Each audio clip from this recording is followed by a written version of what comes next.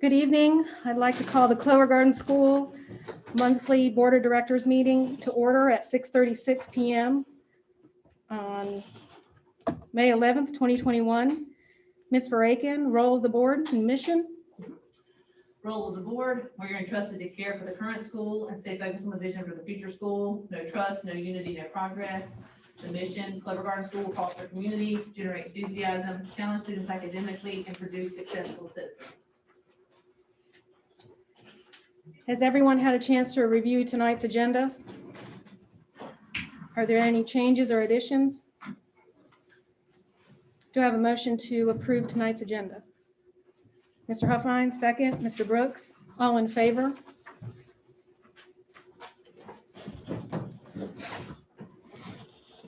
Has everyone had a chance to review the April 13th, 2021 minutes?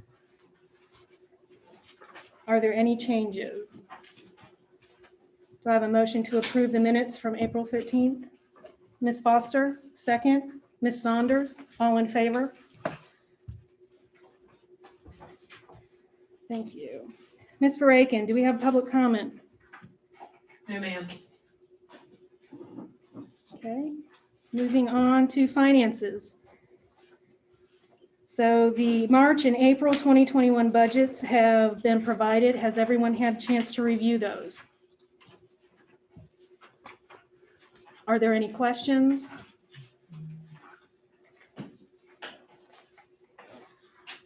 Do I have a motion to approve the March and April 2021 budgets? Ms. Lane, second. Mr. Brooks, all in favor?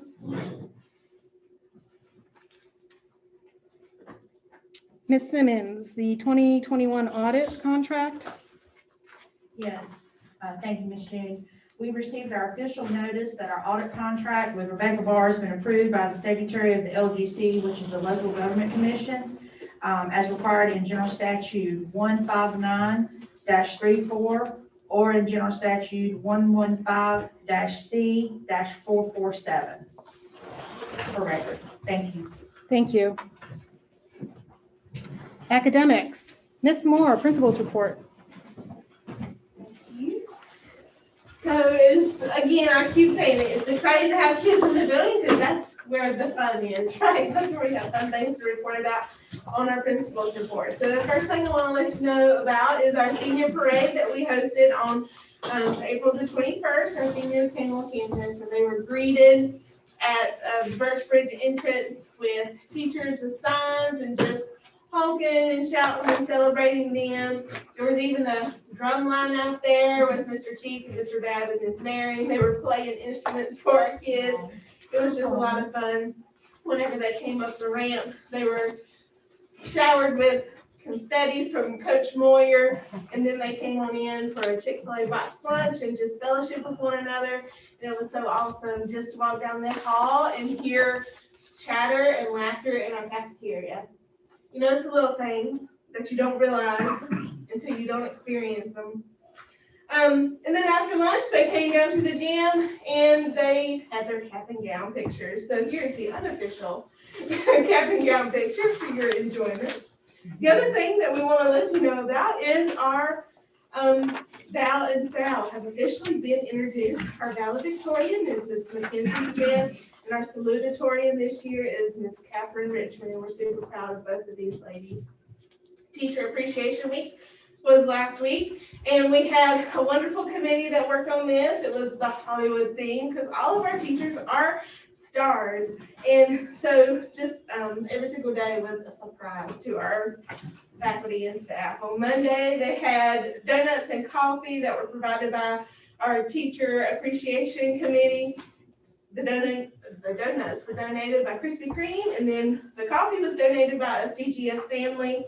On Tuesday, we had Chick-fil-A biscuits for breakfast from the PTT committee, which was amazing. And then they had a bag of popcorn for the Hollywood theme in their mailboxes that day. Also, on Wednesday, we had lunch that was donated by Highway 55. They were burger boxes, and they were tasty. On Thursday, lunch was provided by the PTT, and teachers found a bag of cookies in their mailbox. And then Friday, we went around in our famous foo-foo wagon with muffins and juice and coffee and let our teachers know that we would be muffin without them. I love it.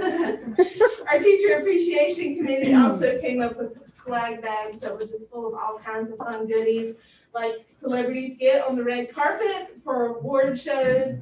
That's what our teachers received. And so the bag had all kinds of goodies and snacks, but then they also received a personalized clipboard. And if you know teachers, teachers love clipboards, but when it's personalized with your name and Clover Garden School, it's just something that just sets your heart on fire. So all that was put on by our committee. And so a huge thank you goes out to the following people. Tammy Jo Hayes and Aaron Kodash, they were our teacher appreciation committee. We have Ms. Brooks with the PTT. Parents who donated food items or items from the Amazon wish list that our tall committee put out. We also had families who made their teachers feel like stars just each and every day by the little things that they did on an individual basis. And then, of course, we have Highway 55 for lunch and then Krispy Kreme for the donuts. We have some super exciting news. You know, we like to shout out our teachers. Miss Emily Reagan was selected for the 2021 Virtual North Carolina Beginning Teacher Summit as a presenter. So that is something that happens in the summertime for beginning teachers all throughout North Carolina. She submitted 2 proposals, and both of them were accepted, but she only was able to pick one. So if you could guess which one she decided to pick, it was Canvas. She is going to be presenting. She's already started working on her presentation. It's an hour-long recorded session that's going to go out this summer to our BTs throughout the entire state. And so not only has she poured into our staff, but now she's expanding and pouring out into teachers all across the state. So that is really, really exciting. And then speaking of Miss Reagan, so the North Carolina Association for Public Charter Schools hosted the Rockstar Teacher Contest. And so we received that and we're like, all right, who can we nominate? So we went to Miss Reagan and Miss Rigsby and we said, all right, you know, our math and reading specialist, who would you like to nominate? They took it and ran with it. They nominated Miss Reagan. And we are super excited to announce that on Thursday, May the 6th, Ms. Rhonda Dillingham, which is the executive director, and the contestant's sponsor, Mr. Charlie Lyons, stopped by Clover Garden to surprise Ms. Reagan and to let her know that she was the winner of that amazing award. So she received a certificate, flowers, and there was something else. What was it? It was a gift in the card. Yeah, Yeah. that's right. Thank you. Yeah. A gift card for dinner. And then Clover Garden School also is being gifted a $500 award for the school as a whole. So that's really exciting. And Miss Reagan won that award. And then we also want to thank our board members, Mr. Huffines and Mr. Brooks. Both of you have served on this committee, on this board, with a strong passion for doing what is right with our students and our organization. You're quick to listen and you're thoughtful in questions and reflections. And we are where we're at today because of you and your service to our board. And we're grateful for your time and your energy, your thoughtfulness, and your hard work to make sure that Clover Garden continues to be the amazing school that it is. And we are sad to potentially say that this is maybe your last meeting. Maybe. So we want to say thank you so much for everything that you've done. And then, which brings us to our open spots on our Clover Garden board. With Mr. Huffines and Mr. Brooks rolling off the board this year, there are 2 commitments to fill, and parents were made aware of these openings, and information on how to apply was sent out in Miss Reagan's Sunday message to families on Sunday, May the 2nd. And parents who are interested in running for these openings should submit their letter of intent and resume by Sunday, May 16th at 5 o'clock. For our enrollment update, currently we're serving 640 students, and our current wait list is 517 students. And then we have some upcoming dates and events at Clover Garden that we'd love to see you there. On May 28th, we're hosting a Jake Vernon Memorial event at Clover Garden School. It's going to be in the softball field, and it's going to be really special. The band is gonna be involved, his classmates are gonna be involved, it's gonna be very awesome. And if you have a green Jake shirt, make sure that you wear it on that day. June 3rd is the last day of school and is graduation for our class of 2021 at 6 o'clock. And then June 4th and 7th are kindergarten assessments. June 12th is our board of directors work session. July 5th through the 9th, school is closed for the holiday. July 17th, that's a Saturday, we're hosting our summer cleanup day here at school. And then July 20th and 21st is kindergarten orientation. Right back in it. It'll be here before you know it. It is gonna fly by for sure. And then the last thing I wanted to share with you, Coach Moyer sent me something this afternoon. So she wanted to make y'all aware that Spring Awards night will be tomorrow, and Winter Awards will be tomorrow night, and the Spring Awards will be on Wednesday, May the 19th. And then all spring sports have completed except for varsity baseball, and their season just began a few weeks ago, and they will finish the week of June 7th. And she also wanted to let you know that all teams did a great job this spring.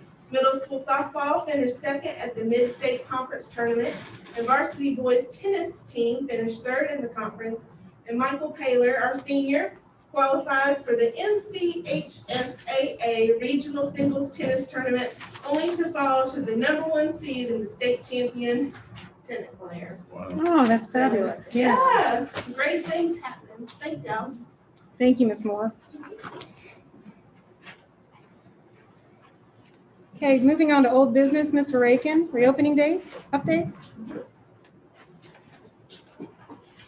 I could really just say ditto to everything she just said in the principal's report. We are in the final stretch now, finishing out this quarter. Again, our kids have gotten into a routine that has been established. We are serving, like she said, children. We've got about 503 kids that are on campus, and the rest are remote right now.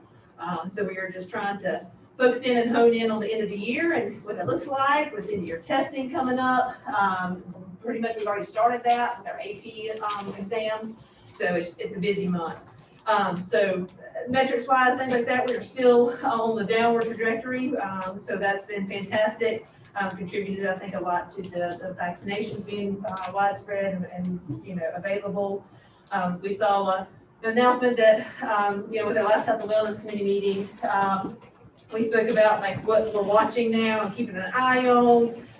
There is a variant that they are still watching. It's the UK variant. They're kind of the epidemiologists and things like that. Scientists are keeping an eye on right now. So just kind of watching that to see where it's prevalent, and just kind of what we're doing as a state. And this was, like I said, there could be new information because this was about 2 weeks ago that we met. The point as a state, we were sitting at about 30% of people in the state of North Carolina that had had at least a dose of the vaccination. So I think we're making positive progress there. The other information that we got was, they were really pushing for that herd immunity. So trying to get the state of North Carolina, vaccinated 70 to 90%. So we still got a ways to go. So now they're working on pushing the vaccination and going into communities and things like that. Information that has been shared with us that I'm sure maybe Ms. Cox will hit on in just a little bit was, okay, now there's, approval on the table for vaccinating teenagers. So we had to fill out a survey a week ago about how are we pushing that in our community or not pushing that, I don't know, that's not the right word. How are we encouraging our kids to get vaccinated and things like that? Of course, nothing is being mandated from the state or anything like that yet. I don't know if that's coming, but right now, they just want to get the information out there to our families. So that is a big thing that they're working on now is, how can we help your school? There's been some conversations about some of the local district schools and what they are putting into place next year to, get their kids to places to be vaccinated and things like that. So I haven't gotten any more information on that yet, but it's coming. So they're working on that now. I think the most recent update we saw was trying to get approval for one of the vaccinations for 12 to 15-year-olds. So we're slowly, kind of going back down. The last conversation we had was vaccination potentially next year for the youngest group of school-age kids. So we'll kind of see, we're kind of tracking that and staying in the loop of what that looks like. Dr. Vaughn on our Health and Wellness Committee has volunteered to come in and talk to our staff about vaccinations. We have increased, we have about 51% now of our faculty and staff that have been fully vaccinated. So it's a big jump from the last meeting that we had together. I think it was 13% last month, so now we're sitting at about 51. So very positive progress there in the vaccination. But Dr. Vaughn has volunteered to come in at a staff meeting, just an informational session, to share information that she has with her background and what she does for a living with our staff, just to kind of ease any worried minds and just, questions that folks may have. So she has volunteered to do that too for the remainder, of our staff that's not vaccinated yet. So, so great improvement there. Again, she mentioned, Ms. Moore mentioned about athletics and band. Those were our two big groups that we were trying to, allow opportunities to do things at school. They are performing. I mean, just watching the band perform where the kids have masks on their instruments, masks that they're wearing. I mean, it's amazing. It's amazing. So they are working on some performance pieces right now in preparation for our celebration of life event for the student that passed away that Ms. Moore mentioned. So that is kind of what band is geared up on right now. They are working on their pieces to play. And then athletics, like she mentioned, they've got awards that are happening now. They have finished up their spring season. So it's pretty exciting. Things have moved really quickly. I think we only have varsity baseball that's left, I think, because they got started late. So they're the only sport that will roll into the beginning of June. So exciting things there. It's starting to feel, I think, more normal-ish than it has all year. So it's been nice to see that and see the kids here. Other things that we're going to look at, Ms. Cox is going to give you an update. Then I'm going to kind of pile into that. Our big thing that we're working on right now is graduation. We sent some information to our families this past weekend on what that's going to look like because there are still COVID-19 restrictions. And we want to, we've erred on the side of caution all year long, and I think that's worked in our favor. So we're going to continue to do that. There's been some slight modifications that we've been able to do with this year's graduation class that we couldn't do necessarily last year. So again, we're very pleased with what we've been able to put out there and offer for this year. It still won't be as quote unquote normal as what we've had in years past, but we're trying to compromise the best way that we can. So Ms. Cox, if you're ready. Good evening, everybody. Was gonna give you guys the updates for COVID. As I'm sure you have heard, there have been several updates over the last couple of weeks. I have about 4 items that really wanted to just let you guys know. From our contact with Alamance County Health Department, we start the email strand documentation with the parents, family, guardians, students, stating if they've been either a close contact, getting tested or anything like that. And we've added the verbiage from that guideline that states the guidelines from the CDC have been updated to only require positive or those identified as a close contact to quarantine as of March 2021. CGS school policy can be more stringent than the guidelines, but not more lenient.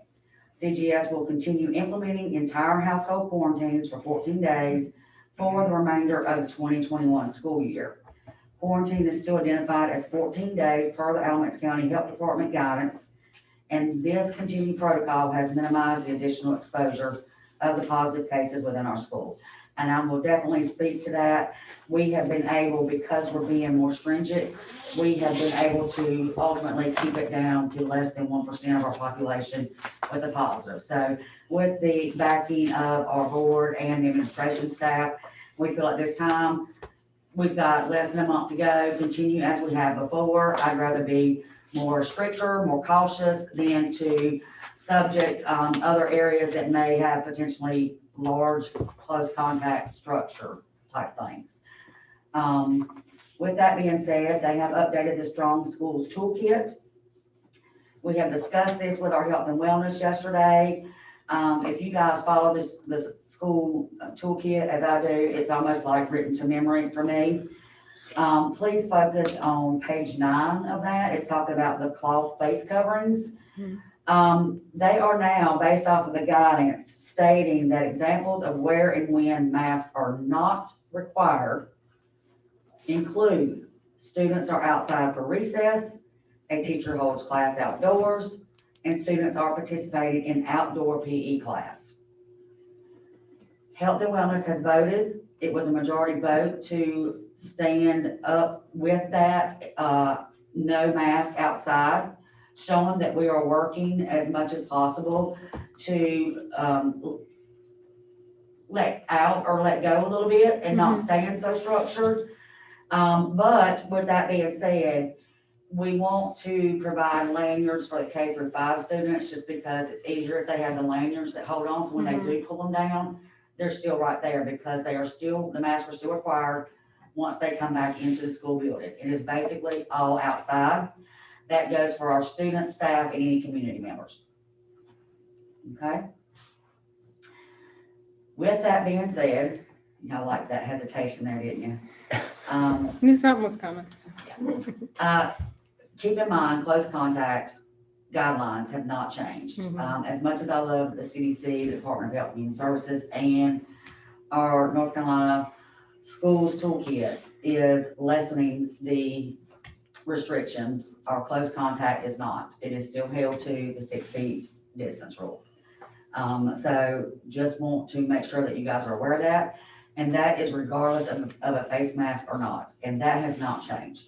So just as, like I said, just keep in mind, as they lessen that structure, the close contact has not. Okay? All right, and like I said, you can look at it, it's online, page 9. It's a wonderful document. And, you know, we have the lighthouse, which is going to like this, so, everybody knows, don't ask me about COVID anymore, you know, no, I'm just kidding. I love what I do. I love being able to do this just because this is the type of background that I'm familiar with. But one of the things that I do want to go ahead and let you guys start thinking about is that in the toolkit, the lighthouse, and the CDC guidelines, and it's not really going to matter which one you're going to look at, this one here is coming from our contact tracing procedures that was updated on May the 7th. It's on page 5. And it states, consider implementing school-based screening testing per CDC recommendations to enhance your ability to identify cases and prevent secondary transmissions. Screening testing can be used by schools for potential contacts and potentially exposed persons, 2 categories that CDC uses to describe contacts that do not meet the definition of close contact. So with that being said, I've also been advised that the state may be really pushing that. So I am researching this part right now. It is something that I'm going to go through and do the training with our Alamance County Health Department. That is not something that we can, or I can get together in a week. This is something that you have to work under a licensed physician for their CLIA number and work with another physician or that same physician if you end up getting a false negative, because this is a rapid test. It would also require written authorization from the parent who can refuse, and reporting that goes up straight to the state that therefore focuses down to the county. So that is just letting you guys know that's a lot of discussion right now for preparing for next year. Do they have a percentage in mind? I have not seen the percentages so far, but I will go ahead and tell you that ABSS is actually doing this right now. As we all know, ABSS has nurses in all their schools. You are not required to have a nursing degree on this. It's a very easy, simple test, but it needs to be someone who is very familiar with guidelines and documentation and your legal ways through. So to that answer, Mr. Brooks, there's not a percentage, but I am watching very carefully with ABSS. How many do they test? They only test students who are showing symptoms that day of any potential COVID. Okay, So it's not like, oh, well, you're a close contact, I'm gonna test you. right. No, it would be ones that they call Ms. Lasser and say, hey, this one has a fever, or any of those. Temp, cough, Yes, something. yes. Right. And again, it would be, you have to have written authorization from the parent or guardian to even perform that. It would not be something that would be performed on every student. And it is not, what is the word that I'm looking for? This is just a discussion right now. Yeah. It's recommended to do it daily, but we also can continue to work with our Alamance County Health Department. So that's as much as I can say right now. I don't really know a whole lot of it. I'll be getting into what that's gonna look like and, give feedback back to administration and to you guys of whether I think that's a route for us to go or not. This was discussed early of last year, and I highly suggested us not to do it because it's a lot of stuff involved with it. But I think based off of the way that we are able to close contact, tracing and all that stuff, we're at a point now that that may be an option, you know. But again, I'm just letting you guys know what is being discussed at this point. Last but not least, certainly, we love to talk about graduation, right? So, this document is actually coming from our Lighthouse document. This is actually page 22. It's talking about the graduation ceremonies. It says that we need to work hand in hand with our legal counsel and our Alamance County Health Department just to make sure that we're using all the safety protocols. And then anyone that is attending over 5 years or older must wear a face mask. So the outdoor no face mask is not coming into play.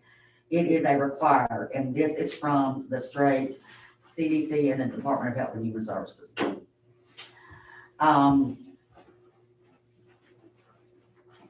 We will need to post the signs about the 3 Ws outside, and with the executive order of 209, the masks are still recommended and required, and high-risk settings where social distancing is difficult, but they moved the outdoor gathering from 100 to 200.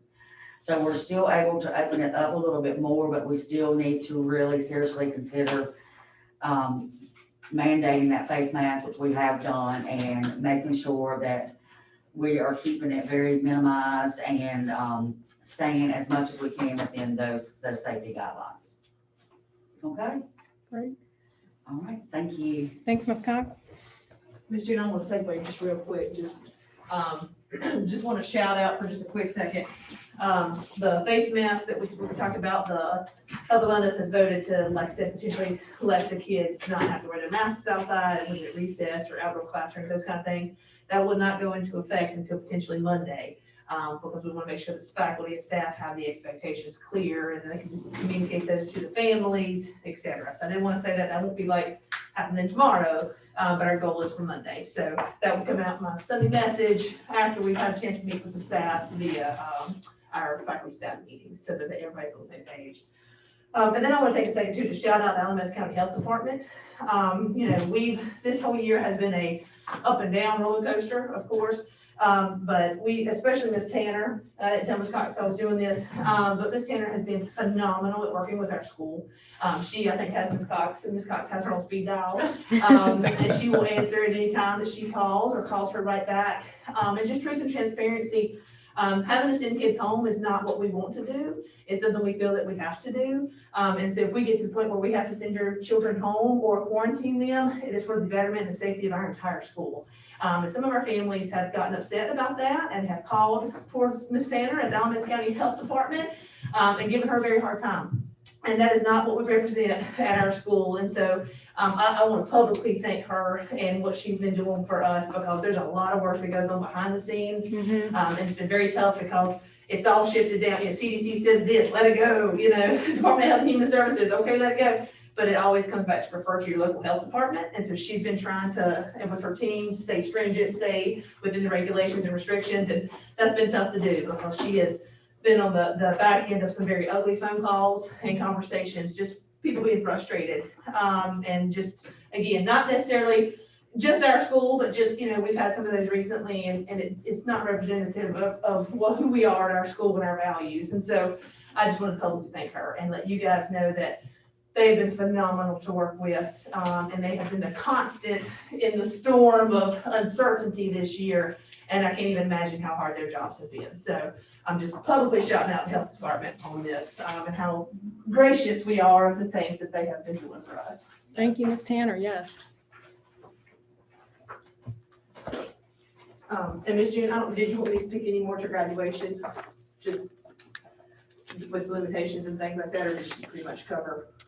Since this is the last meeting before anything that publicly needs to be shared, yes, please go ahead and share all that. Yep, so information went out to our families this weekend. Again, we are sticking to the governor's executive order. It expires on June 1st. Graduation's on June 3rd. We are not going to change our regulations in 2 days. Things have to be written and organized and structured. So we are going to stick with what is in there right now, and that mass gathering limit is 200 people outside. So we are doing a modified drive-in again this year. However, we are increasing where the seniors can have their vehicle on campus and we can have a family vehicle on campus. And we are able to allow for at least 2 guests per senior to come out and be outside in the chairs in front of the stage. We are also able to put our seniors on stage this year. So those are all super wonderful things that we're excited about that we did not have the opportunity to do last year. So you can still bring guests. They just have to stay in the vehicle with you, but 2 will be allowed out. We will do COVID screening for them, and they will be seated underneath the tents. They are required to wear face masks because they will be within 6 feet of one another. And same thing with the seniors on stage. The stages are only so big, so we have them, they're going to be within 6 feet, so they'll have to have their face masks on as well. But I'm very excited about that opportunity. Our graduation committee has been working very hard at making this we're trying to loosen up a little bit on some of the restrictions, but also keeping in mind, if somebody were to get sick, can we trace it back? Ms. Cox has seating charts that we're working on for families. So we're just gracious and appreciative of our families for being flexible and understanding that we are still in COVID, but things are getting better, but we don't want to rip the Band-Aid off too fast. So those are things that we have in place to protect our kids and to protect our families. So it will be modified a little bit this year. We'll still be outside, fresh air. So we're excited about that. So we're putting some final touches on those items this year. So Perfect. Thanks, Thank Ms. you. Reagan. Okay, moving on to governance. Let's go through committee updates. Governance, Mr. Brooks. No last updates? report. No updates. Still waiting on the grievance policy feedback from the staff, but that's okay. Okay. Well, good. Finance, Ms. Lane? Yes, the finance committee has met and we will be bringing something to the board soon. Okay, thank you. Ms. Foster, academic. Yes, I do have a report. Ms. Vernon and Ms. Moore shared with the academic committee some notes and updates today before this meeting based on the completion of the 3rd and final set of benchmarks. We reviewed the testing calendar for the month of May as end-of-year testing has begun. Overall, there was a vast improvement made in math in grades 3 through 6. Focus is still needed in math in grades 7 and 8. Overall, vast improvement was made in readings, grade 3, 5, and 7. Focus is still needed in grades 4, 6, and 8. Mrs. Vernon and Ms. Moore shared pre-COVID and post-COVID data points for review. There is a drop across the board as we expected due to the pandemic, but there is also an action plan. The school is working on steps to address learning loss from the COVID-19 pandemic. The school has implemented a Math Monday review session. The school is working on steps to create a summer learning program from implementation the summer of 2022 and after-school opportunities during the school year of 21-22.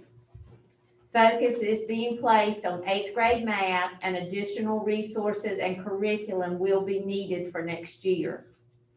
The biggest strengths in math across the board were the calculator inactive part. The biggest weaknesses in math across the board were fractions and division. The biggest strengths in English language arts across the board was nonfiction and informative text. And the biggest weaknesses in English language arts across the board, fictional text. The data team will reconvene with Ms. Vernon and Ms. Moore after end-of-year testing, and Ms. Vernon will share results with the Board of Directors Academic Committee post-testing prior to the new school year.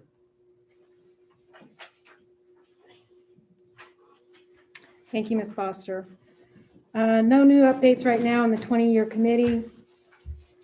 Moving on to new business, faculty survey results. Is that going to be Ms. Moore?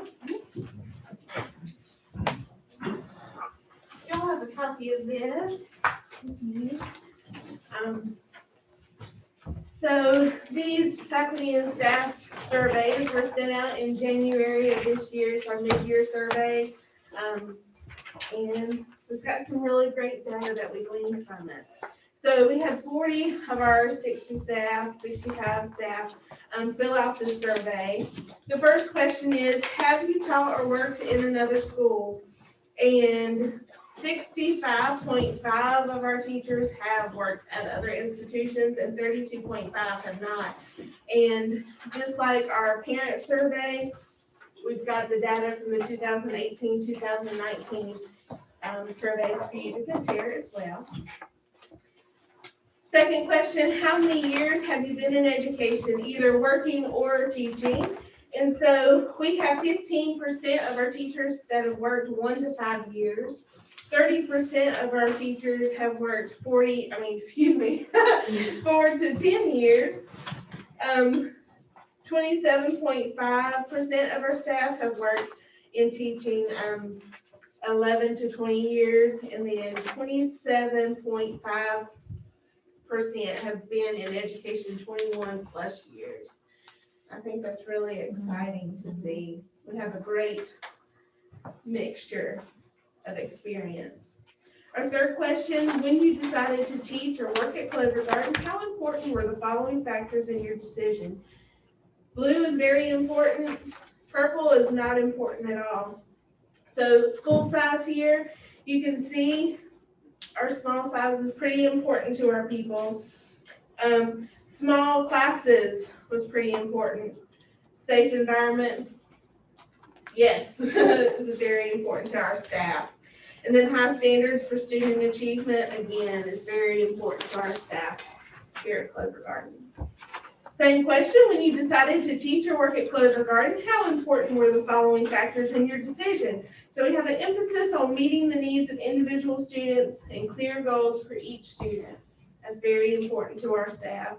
A nurturing environment, again, very important. Emphasis on school's mission, vision, and belief statements. That's very important. And then parental and community involvement. Our teachers believe that that is also important here at Clover Garden. Same question, when you decided to teach or work at Clover Garden, how important were the following factors in your decision? So a clear code of conduct is very important to our teachers. And then quality of services and support for special needs students. Again, they believe that that's important. A school that promotes diversity is important. And then more teacher input in making decisions at the school is very important to our staff. The last part of this is the availability and use of technology. That was also important, or yellow was another big one, and that's somewhat important. So just like with the parent survey, I did compare these questions with our results from 2018 and 2019. And the biggest change that I noticed was nurturing environment is much higher in this survey than it's been in previous years. So I think that says a lot about the people on our team. The next section of this survey asked our teachers to compare Clover Garden with other schools. And so they had blue is better, red is about the same, worse, and then not applicable. So please compare this charter school with other charter schools in which you have taught. The school size, blue, saying Clover Garden is better than other schools that they've been at. Class size, again, we ranked higher. And then individualized attention teachers give to students. That blue line, that's exciting to see compared to other schools. And then curriculum is about the same compared to other schools that our teachers have been at. And then academic standards and expectations are about neck and neck. Please compare this charter school with other schools in which you have taught. Qualifications of the teachers. It's about the same across the board, they're saying. And then quality of instruction for reading, writing, and language arts. It's a little bit higher and better quality than other schools. We're still pretty good. And then quality of instruction for mathematics, it's about the same compared to other schools. Classroom management and student behavior, look at that blue line showing that it is much better here at Clover Garden. And then accessibility and openness to parents. Again, that's a huge blue line, and I think that is awesome for our families. Same question, compare this charter school with other charter schools that you have taught. So opportunities available for parent participation. Again, that blue line is pretty high. That's something that in normal years, we really strive for, to get our parents in the building. Parent involvement, again, a high blue line for better. And then extra help for students who have special needs. That blue line is very high, and that's exciting. Extra support for AIG students.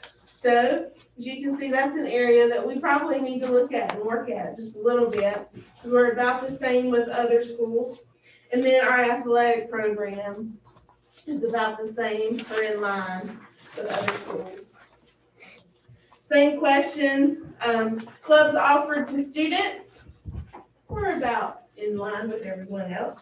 And then safety of the school, that blue line just surpasses everything else. And then school facilities. So noticeable changes between this survey and the last 2 years.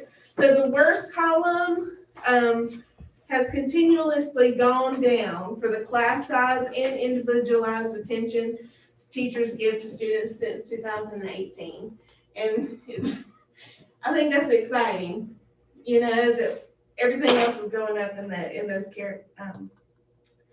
characteristics in those columns. And then there was a rise in the better column for academic standards and expectations. There was a huge jump in the better column for accessibility and openness to parents from 2018 to now, which is really exciting. And then there was a decrease in the worst category for extra support for AIG students. So even though we still need to work there, for that specific one, we've still seen some growth.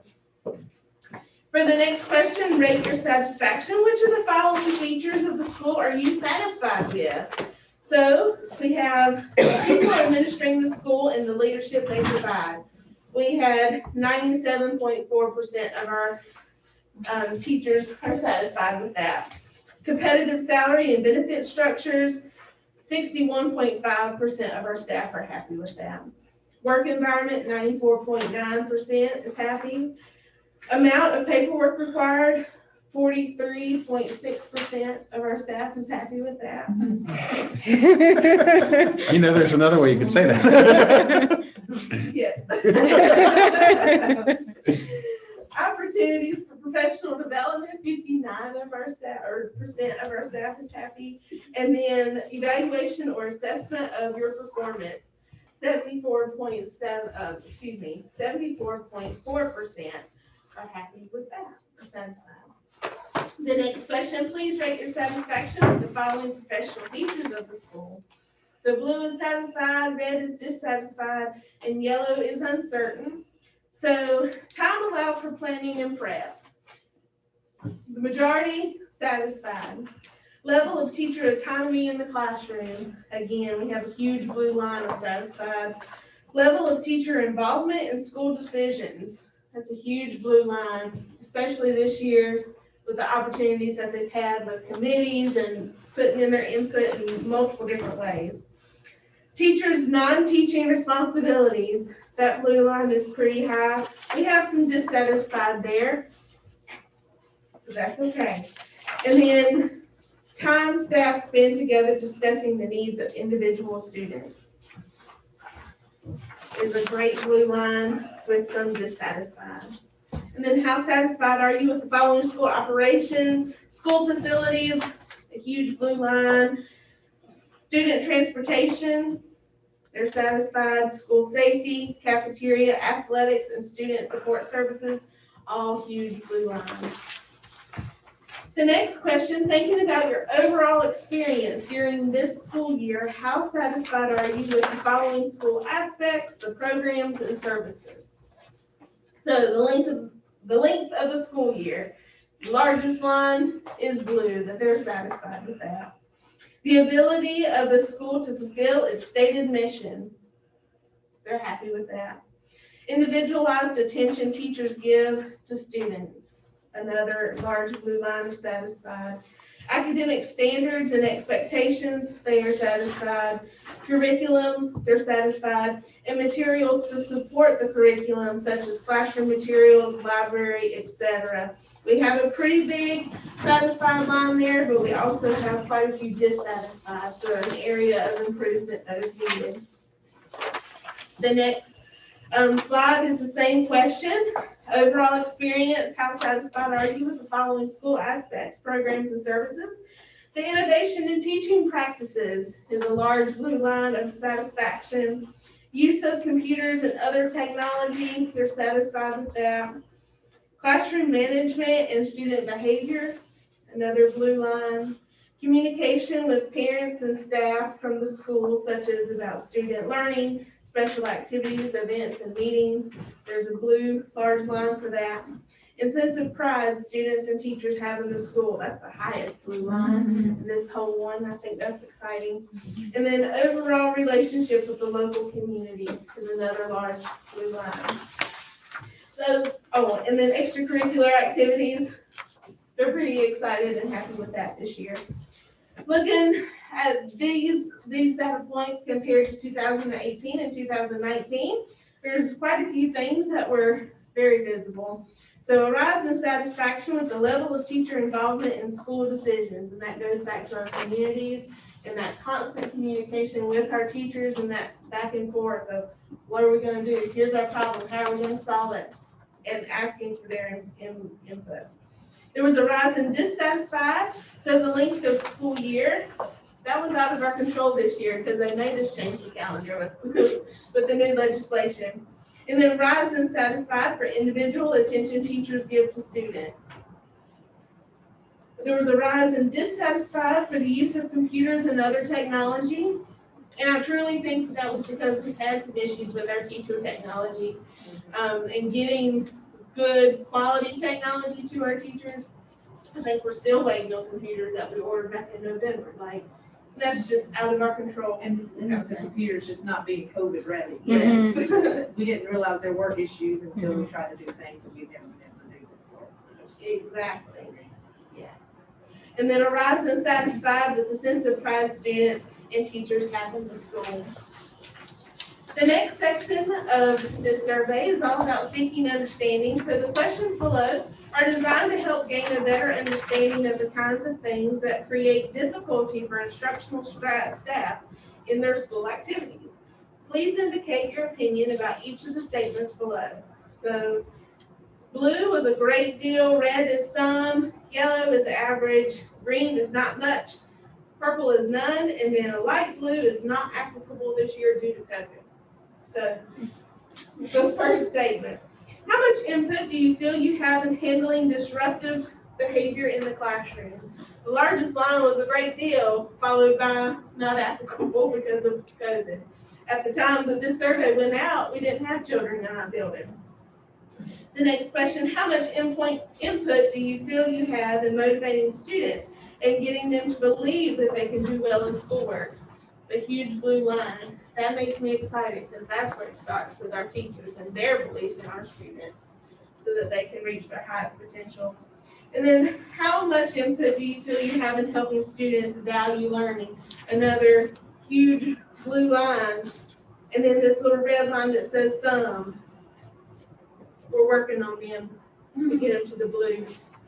And then how much input do you have in crafting good questions for your students? A large line for a good deal. Same question. How much input do you have establishing classroom management system with each group of students? Again, there's a large a great deal line, but followed by not applicable. And then how much do you use a variety of assessment strategies? It's a huge blue line. How much can you assist families in helping their children to do well at school? So we have a pretty big blue line followed by a huge compared to all the rest, red line of some. This is another area that I see that we need to work on. We need to empower our teachers and share with them ways and things that they can do to empower their families in their classrooms. Then how much ability do you have to implement alternative strategies in your classroom? Again, there's a huge blue line with some followed it.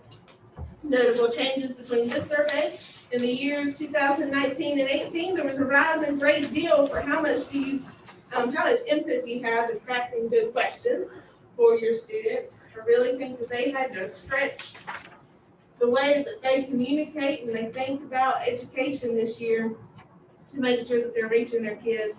And there was a rise in great deal for how much you use a variety of assessment strategies. I think that was another positive thing out of COVID. They had to stretch themselves and learn new resources and, programs and things like that to make sure that they're reaching their kids. So then the last two questions on the survey are open-ended questions. What works well at this school and what does not work so well? So the first one, what works well at Clover Garden? So this year reading their comments was a lot of fun and it was just like a huzzah moment because we could see that our teachers really were like, whoo. Teamwork was a big thing. They said that faculty and staff are not afraid to ask for help, and when they do, their needs are met by each other. They just jump in. There's no judgment, and they're just working together for a common goal. That was mentioned multiple times by multiple different people, and that made me excited. Communication was another thing that works well. Weekly meetings, Sunday messages, communication for committees, all those things were positive. Teacher input, teachers serving on committees, sharing input, being heard, and then support to teachers. So it was mentioned a lot that administration supporting teachers, leadership teams supporting each other and teachers, and then offering encouragement and high expectations are all things that are working well here at Clover Garden this year. And then for the next question, what does not work well in this school? So we had some really thoughtful answers to these questions. And the biggest thing that kept coming up was our academic rigor. Our teachers are saying, we're not doing enough. We're not pushing our kids enough. And I think that's super exciting too, because we say we're college prep, right? So, and that was mentioned multiple times in here. We say that we're college prep, and everyone has a different idea of what that means. So our teachers want to know, what does that look like for Clover Garden? What does it look like? What does it sound like? And then we need a common definition and a goal and a plan to meet that goal, to meet the college prep label, to meet that goal that we're saying. And I think that's really awesome that that came from our teachers, that they're wanting that. And then they're recognizing it and then they're wanting it. And then curriculum content, they mentioned multiple times about a consistent curriculum platform or program, core academic program is something that they really would like to see. Right now, we're kind of pulling it from all different places. They want one thing that we can follow through from grade level to grade level. And then the other thing currently that they said is they're just stretched thin, they're tired. And so, and we understand that, we hear that. So, that was the data from this survey. Any questions or comments for me about this data? No, thank you, Ms. Moore. And it looks like, and I can't remember, but from the other two surveys, but it looks like we're getting more responses each time. We are, yes. In 2018, we had 33 responses for our faculty and staff. And then we had 55 responses in December of 2019. Oh, so we've gone back down. Okay. Okay. Thank you very much. And thank you very much to the teachers again. I know it's been an unprecedented year over the past 12 months and the dual work that continues. I know they're looking forward to the break. We're in the home stretch. Please tell them to hang in there and we appreciate all they're doing. Yes, ma'am. Thank you. Okay, Mr. Rakin, the academic calendar for 21-22. I'm gonna let Ms. Moore speak to this too as well, but kind of ties in greatly with what you said about future you're dissatisfied with the length of the school year. So I know there's been some changes and we've already done this, we've already proved this was good and golden and done. But as we've noticed with COVID, we've all had to be flexible and didn't really know, things that were an issue or could have potentially been an issue until we kind of went through this year.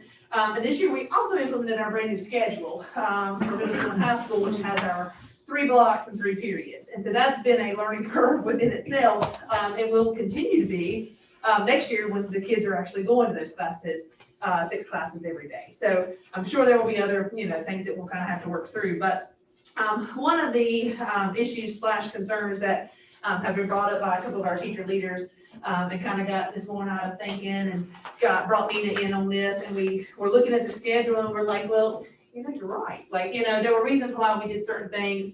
And now there's, of course, always room for improvement. And so one of the things is, as of today, 5/11, we are not to put in any remote days into our schedule for next year. I could potentially come to you next month and say, guess what? Legislation changed and now I have to add in days. But as of right now, that is not a requirement for next year.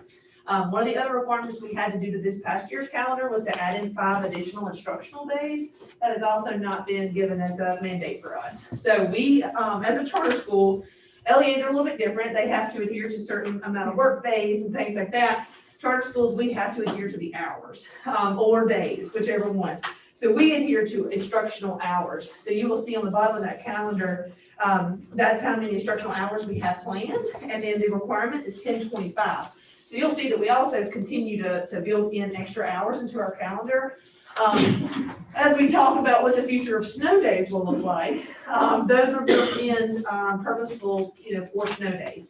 We've been very beneficial in the past couple of years of building hours so that we don't have to miss any school time for snow days or things like that. So we have more than enough hours meeting legislative, the law on that. So we're good there. So the changes that we would like to request, our proposed changes, are very minimal, but would mean a lot to our Clover Garden School faculty and staff, and make a little bit more sense for our students. One of those, if you take them, I can see them side by side. So if you take a look, the first one is the current, and then the next one is the proposed. So it's a very slight. Oh, I'm sorry, yeah, they're backwards. All right, so mark out proposed and mark out current. Proposed is our current schedule. Okay. Okay, sorry, guys. Okay. So proposed, mark it out, put current, mark it out, put proposed. So on our current calendar, like I said, it mostly affects our faculty and staff because we had built in extra time for them to come in early for training and things like that. So if you notice on our current calendar, we had faculty come back in next school year on the 15th of July. We would like to drop those 2 work days. Those 2 work days were built in so that we could have time to prepare our classrooms, get our mandatory trainings out of the way. Well, beautiful thing about Canvas and online learning, we don't have to have that time anymore. Teachers can do some of these trainings on their own. And so those 2 days are not necessarily required anymore. So those are, that was a change, I think this one I suggested maybe 2 years ago that we've been doing. And it's just not necessary, I think, to be productive this year because some of the stuff that our staff needs to do, they can do online, and those days are not as needed anymore. So that also gives our faculty and staff what feels like 3 weeks in July as their vacation. So we'd like to bring them in, if you look at the proposed, on the 19th. So we're just dropping those 2 work days, moving their first start date to the 19th instead of the 15th. Other things that we would like to shift, we added in a work day on January 4th. So if you look at the current schedule, the kids come back, everybody comes back on January 3rd. They would like to build that in so that there's a work day there so that they can prepare on the 3rd for the switching over of a block class. We've never had that before until this past school year. We did not have block courses that were taught in-house that would end, and then you got to roll up into the next block that would start the next semester. So they would like to slide that one of those work days down here so that when we first come back in January, the kids don't come back on that first day, just the teachers do, so that they can prep and prepare for their new block schedule. Some of those courses, of course, will be year-long, but some of those will be brand new courses they're teaching. So they just would like a day of preparation to get ready for that. And then the other noticeable changes, so by doing that, and kind of maneuvering the schedule a little bit and moving that work day and things like that, what it does is, well, the last biggest one before I say this part, is we want to back up the first day of school for our kids by one day. So if you look at the current schedule, the kids start on July 27th. We would like for them to come back on July 26th. So that would be our first day of school. Normally we don't start on a Monday, but we would like to do that. And even though it feels like it's just a day, the way it falls into the calendar, it makes it where our testing window will close before Christmas. So there won't be a wraparound where kids are testing in January. And if you've ever taught before, that is, to have 2 weeks off at Christmas and then try to come back and try to remember what you learned before Christmas is very difficult. And so the kids are struggling a little bit with that. So what this would do would give us exactly, I think, 90 days in each semester so that it would close and be like a neat way to transition over to the new semester. So it would close out semester 1 before Christmas, semester 2 starts in January. Like I said, and then a big piece of that was the testing. So I believe that those are the most notable changes. I don't know, Ms. Moore, if you want to speak any more to that. Nope, you did great. So those are very subtle but meaningful. Yes, sir. So what is the purple? The purple are the 26th is the first day of school. Where is her? Does she have a disclaimer on that? It She looks. does, right here for this quarter. Yep, under student days in the green. So first quarter is on the 26th. So she just didn't change the color down there at the bottom. Correct. So the green at the bottom, Mr. Huffines, should be purple. Those are the actual start of the quarters. So like the 26th would be the beginning of the quarter 1. October 12th will be the beginning of second quarter. Third quarter would start January 4th. And in March, looks like the 16th would be the start of quarter 4. Sorry about that, that needs to be color coded.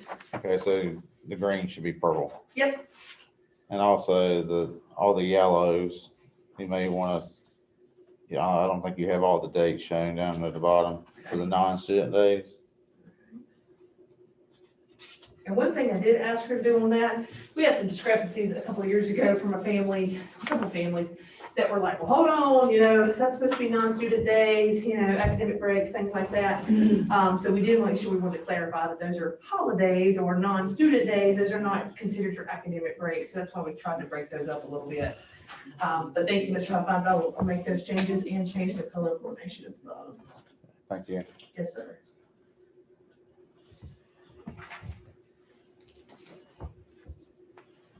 So just to kind of summarize, just like I said, those changes, so it would be to revise the start date for teachers to July 19th, start date for students, July 26th.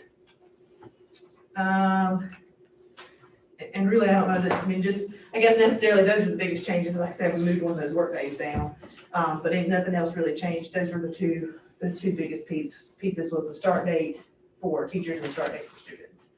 So we're just asking to have this reviewed and amended and potentially approved so we can get that out. We've got families planning trips and things like that. So that was something that we would like to bring to your review. But the last day remain the same, right? Okay. Yes. Any other questions about the calendar?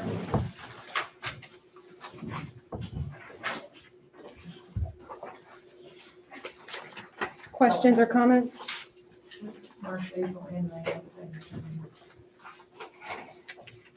Do I have a motion to approve the changes to the 21-22 school calendar? Mr. Huffines, second. Mr. Brooks, all in favor?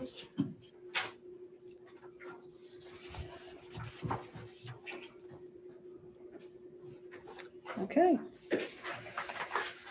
So takes us to there any other items for open session at this time? No? Okay. Do I have a motion to move into closed session for General Statute 143-18.11, A, 1, and 5? Ms. Foster, second. Ms. Lane, all in favor to move into closed session at 7:40 PM?